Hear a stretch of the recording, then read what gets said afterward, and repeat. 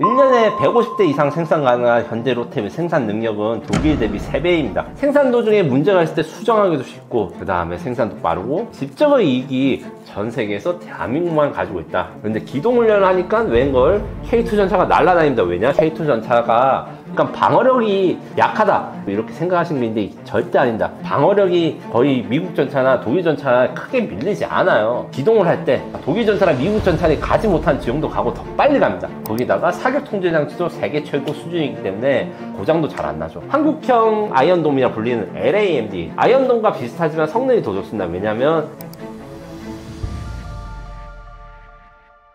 폴란드는 왜 K2 전차를 다시 선택했나요? 폴란드 얼마 전에 K2 전차 본계약 발표를 한다고 8월 1일부로 아마 이제 안규백 국방부 장관님이 폴란드에 방문해서 이제 2차 계약을 할 것인데, 다시 선택한 이유는 뭐 너무 당연합니다. 기본적으로 초반에 그 계약한 1차는 급하게 진행됐기 때문에 폴란드 육군의 요구사항을 만족하지 못했고, 그 요구사항을 만족하지 못했기 때문에 우리 경쟁자, 그러니까 K2 전차가 급하게 팔 때 미국이라든가 독일 같은 에이브람스 전차, 레오파르드 전차 같은 경우에는 급하게 샀으니까 우리 다시 2차의 사업에서는 그 독일 전차나 미국 전차를 살 거라 했는데 이걸 다 깼죠. 이렇게 된 거는 기본적으로 신속 납기 이익이 있습니다. 1년에 150대 이상 생산 가능한 현대 로템의 생산 능력은 독일 대비 3배입니다. 3배라는 게 원래 독일도 1년에 100대 이상 생산했을 때가 있습니다. 그때가 언제냐? 바르샤바 조약기가 살아있을 1980년대입니다. 젊은 분들은 모르시겠지만 냉전 시대라는 게 있었고 독일이 분단됐을 때가 있어요. 그때도 레오파르트 2, 그러니까 우리 K2 흑표 전차랑 경쟁하는 이 경쟁 제품이 있었는데, 그때 당시만 해도 생산력이 아주 뛰어났고, 근데 그 30년의 기간 동안 이제 생산 수요도 줄어들고 개조만 하고 신규 생산이 없고, 그 다음에 공장을 외주화하고, 외주를 그냥 독일 내에서 주는 게 아니라 뭐 그리스 뭐 스페인이 각각에 찢어지고 공장이, 이러니까 생산력이 차이가 있는데, 이 생산 능력이 차이가 있다는 게 단순히 주문했을 때 빨리 온다, 그럼 배달이 빠르다 이런 개념을 생각하시면 안 됩니다. 고장이 나거나 부품을 구할 때 구하기가 쉽다. 그리고 대응이 쉽습니다. 그래서 유지보수에서 강력한 장점이 있습니다. 제가 지난 6월 달에 이제 그 방위산업진흥협회의 그 초청을 받아서 창원에 방문한 적이 있습니다. 아시다시피 창원은 우리나라 방위사업의 핵심 요충지라고 볼 수 있고, 많은 기업들이 모여 있는 것을 다 아실 건데, 제가 그래서 현대로템이랑 몇 군데 이제 그 방산업체들을 봤는데, 엔진은 뭐 길 건너편에서 만들고, 이제 뭐 포는 거기 뭐 다음 블록에서 만들고, 다 그 전차에 관련된 부품이라든가 핵심 장비들을 생산하는 설비나 업체들이 모여 있었던 거예요. 이 모여 있으니까 생산 도중에 문제가 있을 때 수정하기도 쉽고, 그 다음에 생산도 빠르고, 이런 직접의 이익이 전 세계에서 대한민국만 가지고 있다. 물론 러시아도 가지고 있지만 러시아는 전쟁한다고 자기네들 그 공급할 때도 빠듯해서 수출을 못하는 상황입니다. 그렇게 생각하면 대한민국이 자유진영의 무기공장이라 한 게 단순히 그냥 뭐 국뽕을 빠져 하는 게 아니라 실제적으로 그렇습니다. 그래서 신속 납기가 중요하다는 걸 우리가 배달이 빠르다 이런 걸로 생각하지 마시고, 직접의 이익이 가지고 있다. 그 다음에 문제가 생길 때 수정이 쉽다. 그리고 수리 부속이 구하는 게 원활하다. 또 가격 경쟁력이 있습니다. 레오파르트 이탈리아 수출이 진행되다가 취소된 적이 있습니다. 그때 거의 200억이 넘는, 그러니까 FA50 전투기랑 거의 비슷한 가격을 했어요. K2 전차는 절반 가격입니다. 이렇게 된 이유는 기본적으로 양산 수량의 차이가 있고, 레오파르트2는 나온 지 거의 40년 가까이 된 전차예요. 시제차로 치면 저보다 나이가 많습니다. 그런데 이런 오래됐으면 물론 가격이 떨어질 거라 생각하는데 사실은 그렇지가 못해요. 오래된 전차나 오래된 무기는 어느 정도 시간이 지나면 단종이 돼야 된다. 왜냐? 부품이 단종되거나 생산 공장이 없어지면 그걸 메꾸고 새로운 부품을 발고 이러면 또 가격이 올라가기 때문에 무조건 오래된 게 싸지 않아요. 무기는 이런 거에서 K2 전차가 경쟁력이 있고 신뢰성을 증명했습니다. K2 전차 그 게필러 도입했을 때 우리만 그 폴란드에 전차를 판 게 아닌데, 앞서 말했듯이 독일은 레오파르트 2, 그 다음에 미국 에이브람스도 같이 도입했어요. 숫자는 우리가 제일 많았지만, 그리고 같이 도입하고 폴란드군이 기동시험을 했을 때 우리 K2 전차에 큰 기대를 안 했다고 해요. 뭐 레오파르트 2나 에이브람스가 우리 K2보다 훨씬 더 무겁기도 하고 방어력이 좋거든요. 러시아 게임 워썬더를 하시는 분들이 아마 시청자분들이 계실 수도 있겠는데, 거기서 보면 K2 전차보다 훨씬 더 10톤 무거운 그 전차들이 막 그 몸빵을 하고 그러거든요. 그런데 기동훈련을 하니까 웬걸 K2 전차가 날아다닙니다. 왜냐? 10톤 정도 가볍기 때문입니다.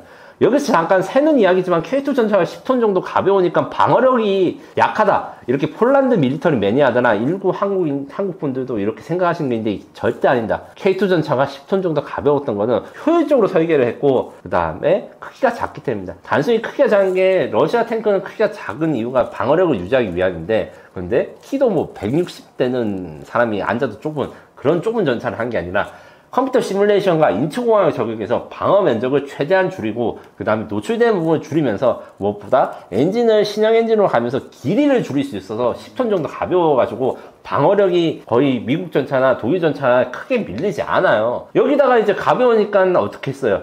기동을 할 때 다른 전차, 독일 전차나 미국 전차에 가지 못한 지형도 가고 더 빨리 갑니다. 거기다가 사격 통제 장치도 세계 최고 수준이기 때문에 사격 훈련에서도 인상적인 명중률을 보였습니다. 거기다가 고장도 잘 안 나죠. 여기다가 마지막으로 K2 전차가 이제 러시아 탱크처럼 자기들만 쓰는 이런 게 아니고 나토 규격을 최대한 만족했기 때문입니다. 120mm 55 구경자 포탄은 현대 위하에서 제작하지만 이제 라인메탈이 만드는 포랑 규격이 완전히 같습니다. 나토 표준 장비 인터페이스도 장착됐기 때문에 그래서 폴란드가 K2 전차를 안 살 수가 없었던 거죠.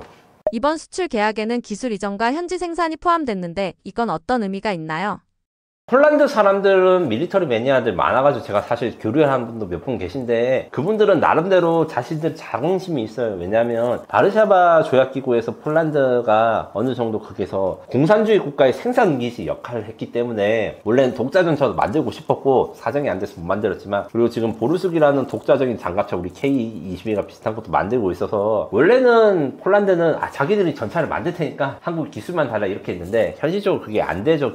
자신들 개발력이 딸리니까. 그래서 사실 국산화 요구가 굉장히 많았습니다. 그리고 여기에 대해서 폴란드가 능력도 없는데 요구하는 게 아니라 요구하는 게 아니고 사실 그 개발의 역사라든가 방위사업 기반이 어느 정도 있었어요. 물론 그게 부족하니까 우리 K9 자주포도 사고 K2도 산 거지만 어쨌든 폴란드는 독자 방위사업을 진흥하고 싶은 의지가 커서 우리가 그걸 도와주는 것이 아주 중요했습니다. 아니 우리 장사할 때 장사의 기술을 알려주면 걔들이 따로 가게를 차리거나 팔면 손해가 될 거라고 생각하는데 방위사업은 그렇게 잘 진행되지 않습니다. 수요를 확보하는 것이고 그들이 우리의 기술 지원을 받아가지고 폴란드 버전 전차를 만들거나 그 건설을 하게 되면 결국 부품 단위로 수입을 하게 됩니다. 올해 이제 방산 상장한 회사들 중에서 MMC 솔루션이라는 모션 컨트롤 기업들이 막 주목받고 주가가 괜찮은데 이 기업 같은 경우에는 돌아가는 모든 장비에 대해서 모션 컨트롤 그러니까 유압 장비라든가 모터 같은 걸 만들어서 얘들은 원래 K2 전차나 K9 자주포의 하청업체로 알려졌지만 사실은 그게 터키에서도 수입해가고 이게 비싸게 팔리는 거예요. 왜냐? 우리 기술로 자주포를 만들거나 전차를 만들면 자연스럽게 우리 부품을 쓰게 됩니다. 거기다가 폴란드의 국가적 위신을 세워주는 게 그렇게 나쁜 게 아니고 우리가 실리를 챙기면 됩니다. 왜냐? 폴란드가 우리가 만든 기술 수출과 기술 현지 생산을 만든 이 탱크를 폴란드 국산 전차라 생각하면 요거를 통해서 이제 유럽 지역 지방에 대한 마케팅 폴란드 스스로 하게 됩니다. 우리가 얻을 수 없는 마케팅 능력을 가지게 되는 거죠.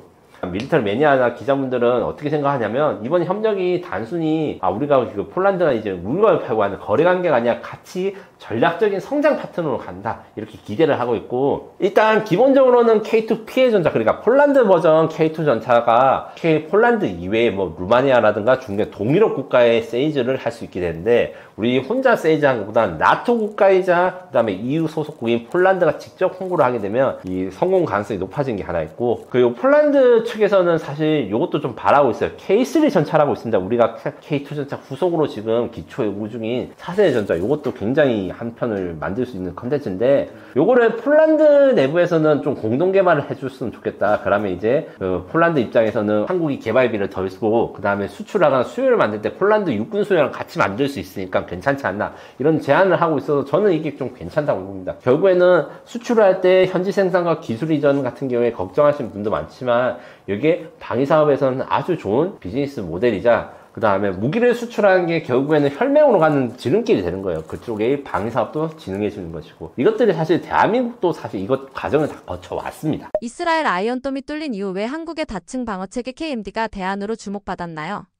이스라엘 같은 경우에는 얼마 전에 이란과의 12일 전쟁이라 부르는 서로 폭격과 미사일을 주고받는 현상이 그 전투가 있었는데, 그 전투에서 아이언돔으로 불리는, 정확히 말하면 아이언돔만 있는 것은 아닙니다. 이스라엘이 아이언돔으로 대표되고 있지만 이스라엘은 한국처럼 다층 방어 체계를 가지고 있었습니다. 아이언돔, 다이비드 실링, 그 다음에 에로까지 이렇게 있는데, 첫날에는 거의 95%의 이란 탄도미사일을 막아냈는데 12일 동안 제일 성과가 낮은 날은 거의 65%만 막을 수밖에 없었어요. 이게 기본적으로 다층 방어 미사일이라는 이런 개념을 설명을 하자면, 탄도미사일은 올라갔다가 내려가는 미사일입니다. 쉽게 말해가지고 엄청 빠른 속도로 처음부터 끝까지 있는 게 아니라, 발사할 때는 고도만 올라가서 높은 고도에서 내려가니까 이게 가속이 되어서 종말 단계에서는 이게 속도가 빨라서 요격이 어려운 건데, 그러면 이제 요격 고도가 어느 정도에 따라서 이게 차이가 있고, 그 다음에 다층 방어됩니다. 어떤 미사일들은 뭐 40km 이상에서 150km까지, 어떤 미사일들은 15km 이하, 뭐 이런 식으로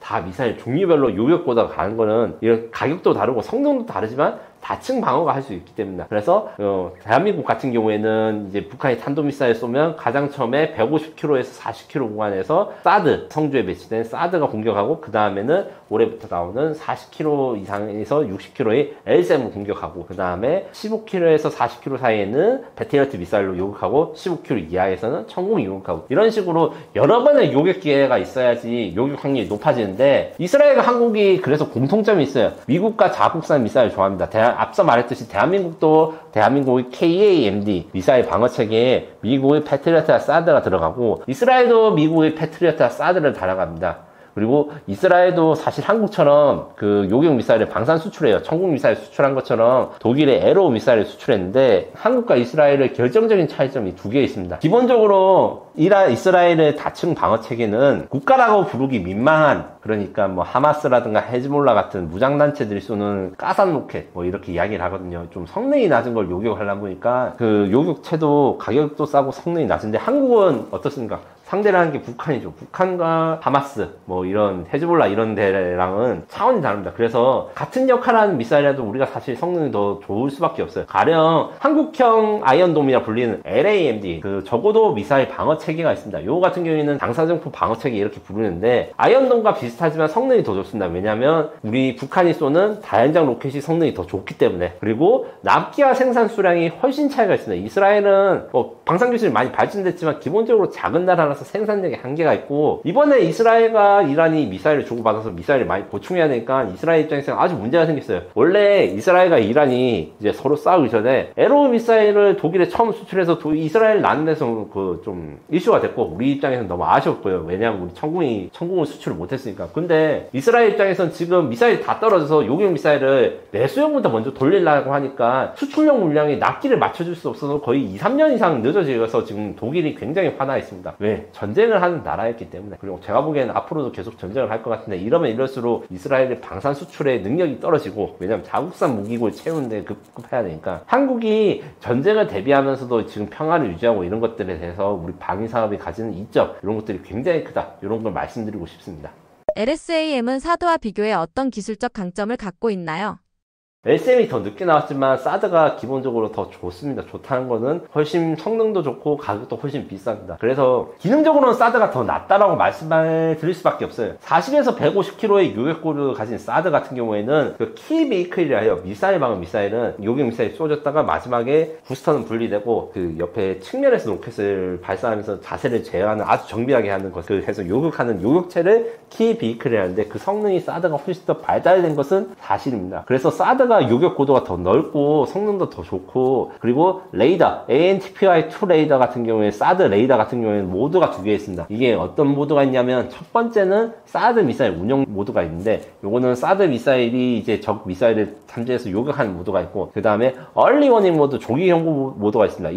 이거 같은 게 어떻게 하냐면, 사드 미사일을 통제하지 않고 미국으로 날아오는 미사일을 이 적국 근처에 배치해가지고 탐지하는 용도가 있는 겁니다. 그래서 한때 사드가 지금 뭐 일부 일부 분들 보면 미국을 방어하기 위한 건데 한국이 가지고 있다 이렇게 말씀하시는 분들인데 요 기능에서 오해를 가지고 있는 건데, 미국을 방어하기 위한 사드 레이더가 있는데 한국에는 없어요. 한국에 배치된 거는 한국을 방어하기 위해서 한 거라서 미국의 정보를 건네주고 이런 개념이 아닙니다. 요건 조금 짚고 넘어가셔야 되고요. 대신에 LSM 같은 경우에는 이런 기능도 좀 없고, 그 다음 그냥 대공 미사일만 되고, 그 다음에 요격고도 낮지만 훨씬 싸고, 그 다음에 요격보다 낮은 게 반드시 문제가 되는 건 아니에요. 둘 중에 하나를 선택하려면 사드를 선택했지만 제일 좋은 답은 보통, 그리고 일반적으로 우리 고객들은 사드를 다 가지고 있지만 LSM도 필요한 겁니다. 사드가 요격을 하고 실패한 것에 나머지를 유혹하기 위한 용도로 LSM, ABM, 그러니까 안티 발리스틱 미사일 버전 미사일을 사용하기 때문입니다. 마지막 차이점은 AAM이라는 게 있는 것이 차이점입니다. 사드는 항공기 요격을 하지 않아요. 미사일만 요격합니다. 그러면 항공기가 할 때는 어떻게 하냐? 원래 사드는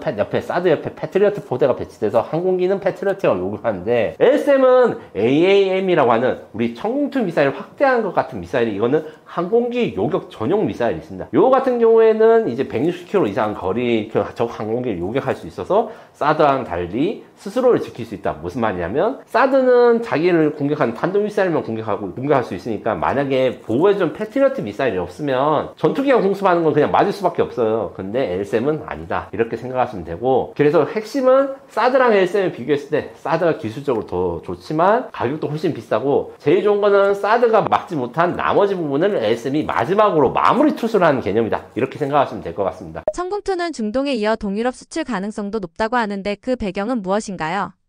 기본적으로 사실 유럽 EU 국가들이 대공미사일 체계들은 지금 독일과 이스라엘 이쪽이 좀 장악하고 있고 미국도 좀 있는데, 그래서 청공투가 지금까지 수출이 잘 못 됐어요. 그런데 제가 앞서 말한 내용이 있죠. 이스라엘과 이란과의 그 12일간의 미사일 전쟁으로 이스라엘제 미사일에 대한 납기가 늦어지고 있으니까 그 부분에 대해서 대한민국이 노릴 수 있다. 이스라엘이 자기네들의 수요를 채우기 위해서 수출이 안 되는 것을 우리가 노릴 수 있다, 이게 있고, 한국 같은 경우에는 또 이제 얼마 전에 좀 발표한 게 천공3가 있습니다. 천공3의 경우 천공2보다 방어 면적이 2배 넓다, 이렇게 표현을 하는데, 면적이 넓다는 거는 이제 유효 고도, 그러니까 요격할 수 있는 고도와 거리가 넓어졌다, 이렇게 생각하시면 되고, 그래서 패트리어트 MSE, 그러니까 패트리어트 최신형 미사일보다 거의 동급의 요격 능력을 가졌지만 가격이 더 저렴하고 생산 수량과 양산 능력이 우수합니다. 여기다가 플러스 패트리어트가 갖지 못한 천공3, 천공2 개량형의 능력이 있어요.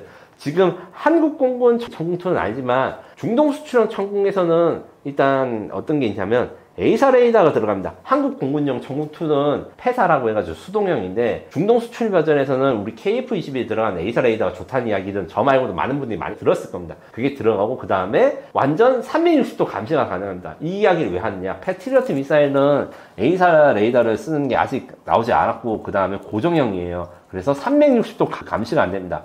약간 좀 오버를 해서 이야기를 하자면, 패트리어트 포대가 있으면 그 포대의 사각지대를 순항미사일이 옆에서 옆구리를 치고 온다면 그 탐지 못해서 터질 수도 있어요. 그래서 지금 최신형 패트리어트 버전은 레이더를 하나 놓고 그 다음에 옆구리에다가 조그만 소형 레이더를 붙이는 걸로 대응하는데, 우리 천공2 개량은, 그 다음에 천공3는 A사 레이더인데다가 360도 회전이 가능하다. 이래서 전방향 탐지가 있다, 이렇고, 요 외에도 우리가 이야기할 게 LSM2가 있습니다. LSM이 지금 개발이 거의 완료됐지만 이미 LSM2가 개발되고 있어요. LSM2는 뭐냐? 기존의 LSM 같은 경우에는 사드보다 요격 고도가 조금 낮다고 했잖아요. 근데 LSM2에서는 사드급의 요격거리를 가집니다. 그래서 진정한 한국형 사드라고 할 수 있고, 그 다음에 북한의 신형 미사일 KN-23 활공 비행을 한다 이야기하는데, 탄도미사일은 기본적으로 포물선 비행인데 KN-23 신형은 이 포물선의 각도를 조절해서 이제 자기가 예상하지 못한 데 공격할 수 있는 이런 능력인데, 여기에 대한 대응이 가능하고,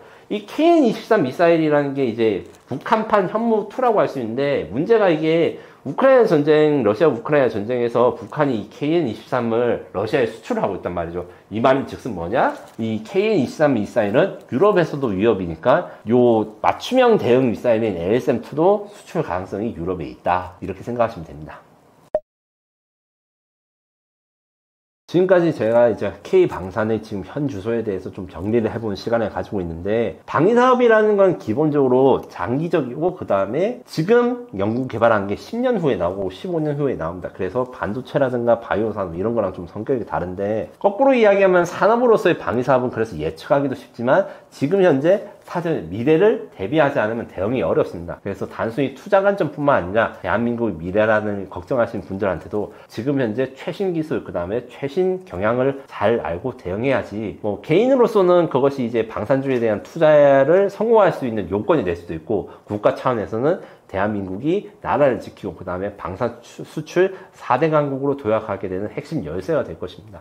장기적인 시각을 항상 갖추기를 당부드립니다. 그리고 그 관점에서 제가 지금 이제 앞서 서두에 말한 K방산에 투자하라, 요거 한번 보시면, 저는 이제 10대 무기를 선정해가지고 대한민국이 지금 잘 나가는 무기가 무엇인지, 이게 어디 팔리는지 정리했을 뿐만 아니라 이 10대 무기들이 미래에 어떻게 진화를 해나갈 것인지, 그리고 러시아 우크라이나 전쟁 등에서 지금 미래전이 인공지능을 사용하고 그 다음에 드론 전쟁으로 바꿔지는데, 지금의 K방산이 어떻게 변혁돼야 될 것인지, 이렇게 대해서 다 정리를 해봤으니까 서점에서 보시는 분들은 한 번쯤 사보셔도 좋을 것 같습니다.